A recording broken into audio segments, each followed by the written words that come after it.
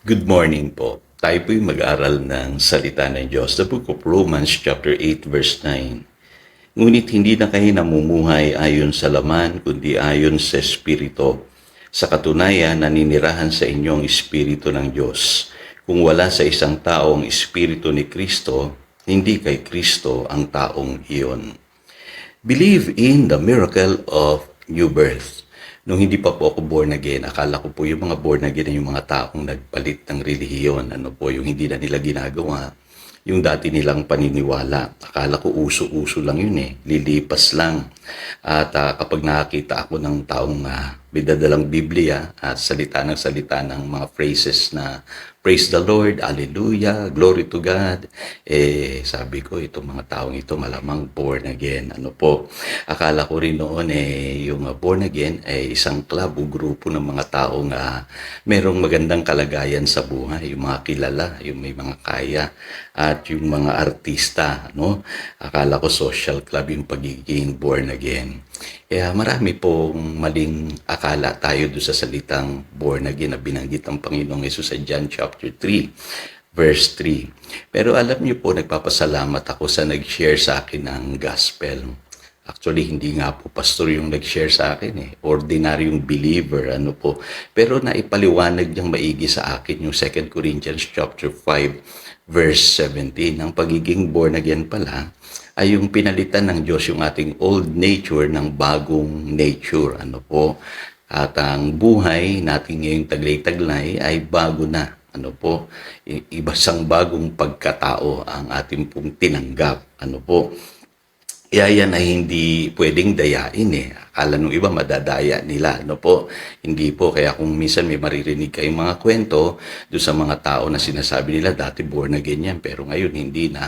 Malamang po yung mga taong yun na nagkamali o nagpatuloy sa kasalanan, na mali ang buhay, baka po hindi talaga yun na born again. Ano po, kumbaga nagmanifest lang kung ano yung kanyang tunay na nature. Ano po? Kasi pagka born again ka na, iba na yung nature mo. Yun ang pinapaliwanag po nitong talatang binasa po natin sa Romans chapter 8 verse 9. Kaya malinaw po sa Biblia, sa 2 Peter chapter 1 verse 4, ang tawag po sa ating ang mga na born again ay partakers of the divine nature. Ano po? Yung kalikasan ng Diyos ay nasa atin na po. Kaya imposible na pong magpatuloy tayo sa pagkakasala. Yung pong sinasabi ng 1 John chapter 3 verse 9. No one who is born of God will continue to sin because God's seed remains in them. Ano po, malinaw po yun. At ang sabi sa 1 Peter chapter 1 verse 23, we are born again, not of corruptible seed, but of incorruptible by the word of God. So in other words, may binhinang nakatanim sa atin pong buhay. Yun po yung bagong nature natin. Kaya totoo po yan. Ano po, hindi natin pwedeng dayain yung pagiging born again. Hindi porke nagdadala na tayo ng Biblia, kumakanta na tayo ng praise the Lord, hallelujah, ay born again na agad tayo. Ano po? O napabilang tayo sa grupo ng mga born again, ay born again na tayo. In fact, pinapag-ingat pa nga tayo ng Panginoong Hesus. Sabi sa Matthew chapter 7 verse 20, by their fruits you shall know them. Makikilala mo yung totoo sa pamamagitan ng kanilang bunga. So ano ba yung mga ebidensya na tayo po'y born again? Unang-una po, may evidence of new life. Ano po? Sa 1 John chapter 1 verse 6, ang sabi diyan, if we claim to have fellowship with Him, yet walk in darkness, we lie and do not live by the truth. So ano yung gustong sabihin dito ni Apostle John? Ang mga Kristiyano, hindi naman yan perfecto or hindi na nagkakamali, pero hindi na yan nagpapatuloy sa pagkakasala. Hindi na siya lumalakad sa kadiliman. Kaya mahalaga po na makita natin yung ating buhay na hindi na natin ginugusto yung kasalanan o yung mali nating buhay. Pangalawa, meron pong tinatawag na evidence of new purpose. Sabi sa 1 John chapter 2 verse 6, whoever claims to live in Him must walk as Jesus did. So katulad ng Panginoong Hesus, totally surrendered na yung ating buhay sa Diyos. malalim na po yung ating purpose. Hindi na po tayo nabubuhay para sa mga panandaliang aliw, sa mga pagnanasa na meron sa mundong ito, o para sa mga material na bagay. Ang atin pong buhay ay nakatalaga na sa Diyos. Ano po, tandaan niyo po yan. Ano po, kaya pagka hindi pa nagmamanifest sa inyo, yung bagong purpose na ito ay malamang hindi pa po kayo tunay na born again. Pagmahal niyo pa yung sanlibutan, yung mga maling gawain, at yung mga bagay na meron sa mundong ito na nakakasira sa buhay ng tao, malamang hindi pa kayo totoong na born again. Pangatlo, ano po, meron tinatawag na evidence of new faith. Ano po, mapapansin niyo yung mga taong born again, naniniwala yan sa lahat ng ipinangako ng Diyos sa Biblia. Ano po, at nagtatagumpay na yan sa buhay.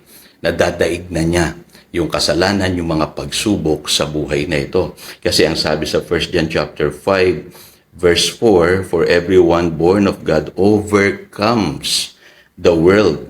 This is the victory that has overcome the world, even our faith." So malinaw po, no? Pagtaglay-taglay natin yung bagong pananampalataya, nagtatagumpay tayo sa kasalanan at sa mga pagsubok ng buhay na ito. At panghuli, yung tinatawag na evidence of new love. Ano po?